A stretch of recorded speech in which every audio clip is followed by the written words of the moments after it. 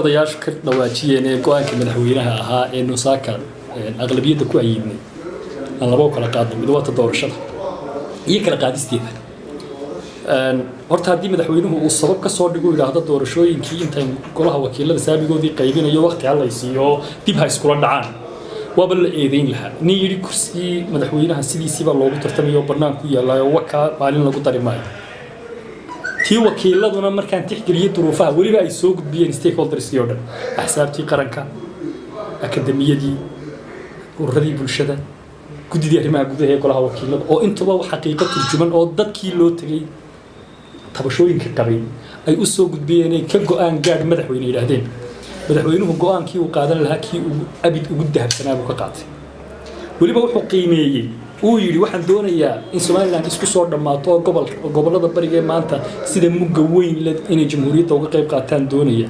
oo loo baahan yahay in loo joojiyo la sugo la dhageysto lagu saleeyo saamiga dambe la qaybinayo horta go'aanku kaas u saaran yahay international community uu kama yahadan muddo korniin hore kala loo sameeyay maanta oo dantii Soomaaliland isku soo luga duwatay inay ka qayliyaan waxaan u leenahay baroorta ogolka weyn ta kale labaad dimuqraasiga Soomaaliland ee dunidu taqaano labadii doorasho ugu horeeyay hal santi kuma ay darsan ninka gunaatan doorashooyinka taariikhda noqday sideed kooxood oo kala badiyay maantana haddaad inta u dhaxaysa different iyo haddaad inta aad naga caawisaan bal la noqotaan yes we can cover it waan daboolan karaynaa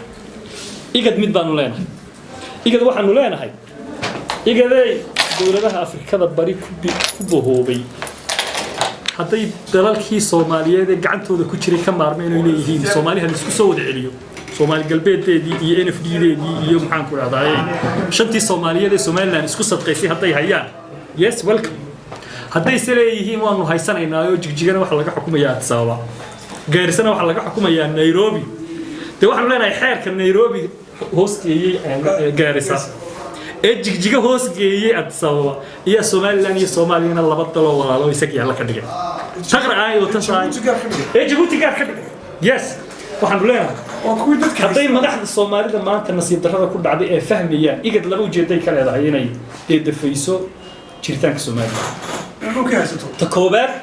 inay midnimadii Soomaaliyeed la doondoonayay ku sargoysay tira waxay ku ekaydeen labadan gobol Israaciilka Hargeysa Muqdisho dawladda ka dhaxayso oo Soomaaliyeed midnimadeeda ay inta yani nihaayaddeedii inta ka dhigtay qodobka labaad haddii Soomaaliland la aqoonsado oo dawlad caalamka ay aqoonsi ka hesho oo urur goboleedka igad la fadhiisato taa macnaheedu waxa weeye urur goboleedka igad saddex dal oo Soomaaliyeed baa xubno ka ah vote baa la isku boqoomiyaa ujeedooyinka dawladaha Soomaalidu leeyihiin baa majority priority yeelanaysa taama doonayaan qolada iyaga waxaan nasiib darraa madaxda Muqdisho fadhida inta fahmila iyadoo Jomo Kenyatta NFD qaatay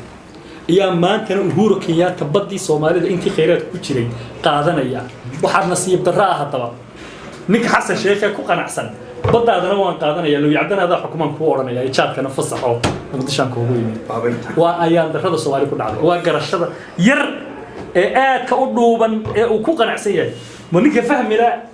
baalka iyo xaaska la yiraahdo markuu neef shayga qaniino uu ilmeeyaa Uhuru Kenyatta markuu ka soo saarayo Muqdisho midnimada Soomaaliya waa la tartan ee badii Soomaalida maanta farataysan